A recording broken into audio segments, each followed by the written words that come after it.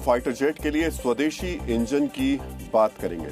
पिछले 48 घंटे से सोशल मीडिया पर कावेरी इंजन को लेकर एक अभियान चलाया जा रहा है। इस अभियान की शुरुआत और जरूरत क्यों पड़ी और कैसे कावेरी इंजन हिंदुस्तान को रक्षा के आसमान में आत्मनिर्भर बना सकता है, इसे समझने के लिए आपको हमारी अगली रिपोर्ट जरूर देखनी चाहिए।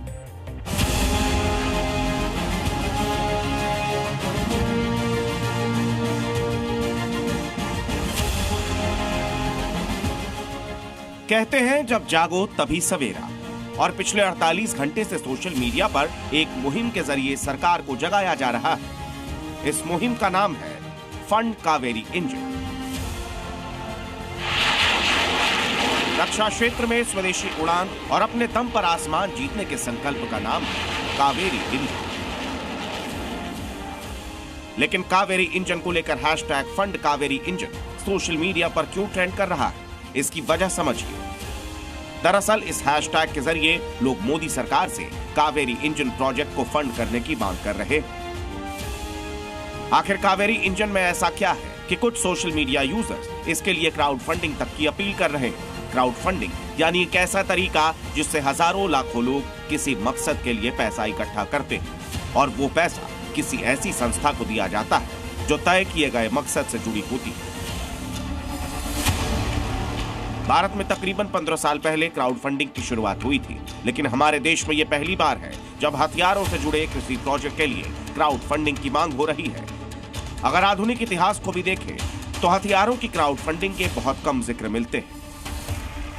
दूसरे विश्व युद्ध के दौरान अमेरिका के Spitfire fighter jet crowd funding के जरिए बनाए गए थे। अमेरिका के स्कूल और यूनिवर्सिटीज में इन फाइटर जेट्स के लिए पैसा जमा किया गया था। यूक्रेन युद्ध के दौरान चेकिया में लोगों ने क्राउड फंडिंग की थी।